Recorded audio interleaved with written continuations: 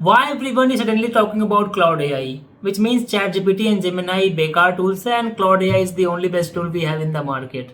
So I will try to answer all these questions in this particular video. Hi everyone, my name is Govind and I'm the senior faculty for data science and AI at GLA University in CSET department. Let's get started with the video. Okay, so for the reference part, I will take just three AI tools. The first one is ChatGPT, second one is Gemini, and the third one is going to be Claude AI. Okay, let's start with ChatGPT. So general purpose के लिए it's a fantastic tool. Creativity काम कराना हो, productivity काम कराना है, कोई work flow design करना है, ChatGPT बहुत ही आंसर आपको निकाल के देगा. और जेमिनाई किस चीज़ में अच्छा है? I think you will able to relate with this की जितने भी गूगल के सर्विसेज, चाहे गूगल मैप्स हो, शीट्स हो या फिर गूगल डॉक्यूमेंट्स हो एंड जीमेल, इन सब में गूगल का बहुत ही हैवी इंटीग्रेशन है. तो यहाँ पे Gemini is a clear cut winner. तो क्लॉड एआई मार्केट में क्यों फेमस हो रहा है? That's what we are going to answer you. That's because of context understanding. So Govind, what is the meaning of context understanding? Let's understand this.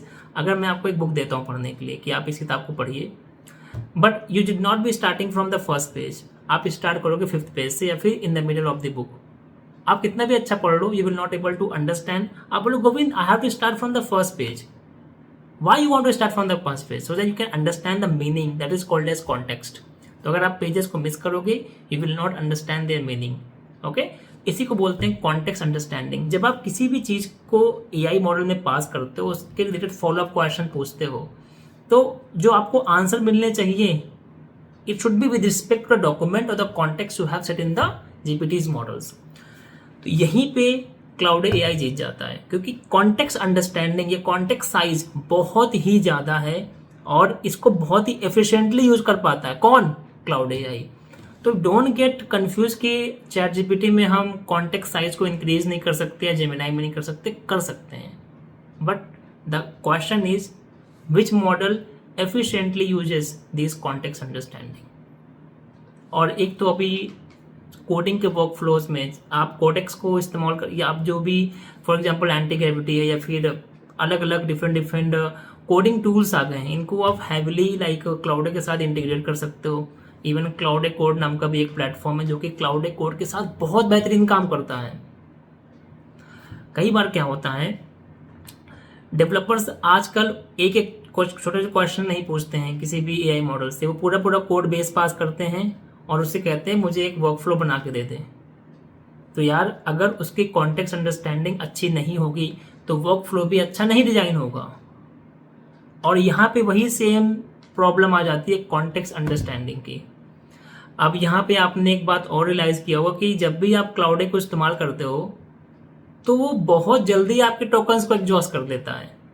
जैसे आपने एक बहुत ही बड़ी सी फाइल उसको बनाने को दे दी, 50 पेज की एक वर्ड फाइल है, रिसर्च पेपर उसने बना के दे दिया. और द मोमेंट उससे आपने एक छोटा सा क्वेश्चन पूछा कि एक्सप्लेन दिस टॉपिक और एक्सप्लेन दैट टॉपिक, उसने बोलेगा आपसे कि you have exhausted your token limit. तो आप बोलोगे मैंने तो छोटा सा क्वेश्चन पूछा था, इसने मेरी सारी टोकन को एग्जॉस्ट कैसे कर दिया? जबकि चैट जीपीटी में दिन भर आप बातें करो, उसका टोकन एग्जॉस्ट नहीं होगा. तो यहाँ पे बात यह है, जितनी भी फाइल्स आपने उसको दी थी या फिर आपने कॉन्वर्जेशन स्टार्ट किया था, आप छोटा सा भी क्वेश्चन लिखोगे तो पूरे कॉन्टेक्स्ट को याद रखता है. मतलब रिकरेंट बेसिस पे वो पूरा डॉक्यूमेंट यूज हो रहा है मेमोरी में. इसी वजह आपको लगता है कि आपने एक छोटा मैसेज पास किया, बट वो मैसेज पुराने कॉन्वर्जेशन और रिसोर्सेज यू हैव अपडेटेड उनका पूरा यूज करके आपको आंसर प्रोवाइड करता है. इसलिए उसका पूरा कॉन्टेक्स्ट, इसलिए आपका टोकन एग्जॉस्ट हो जाता है. और विच इज़ वाई क्लाउड के आंसर्स बहुत ही ज़्यादा अच्छे होते हैं अगर आप किसी भी वर्क फ्लो पे काम कर रहे हो या फिर रिसर्च पे काम कर रहे हो. अगर मुझे भी कोई डॉक्यूमेंट निकालना होता है एंड मुझे चाहिए कि यार बहुत ज़्यादा दिमाग मुझे नहीं लगाना है, मैं सिंपल अपना प्रॉम्प्ट लिखूं और मुझे डॉक्यूमेंट एटलीस्ट 95% चीज़ें अच्छे से मिल जाए ताकि मैं 5% में अपना ह्यूमन टच दे सकूँ, I will go for Claude AI. तो आपको एक मैं सजेशन दूंगा कि आप मल्टीपल अकाउंट्स बना के रखो if you don't want to pay like for the paid resources, और आप क्लाउड से खेल सकते हो. But I have a serious doubt कि आप उसको एफिशिएंटली इस्तेमाल कर पाओगे कि नहीं.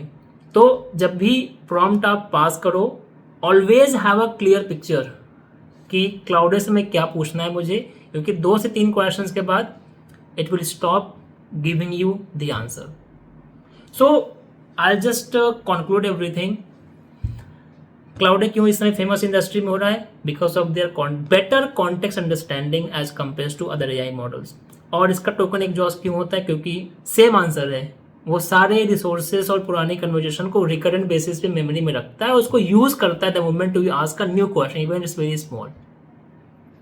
So that's what I wanted to share with you. I hope you understood whatever I have conveyed in this particular video. Thank you so much for watching this video.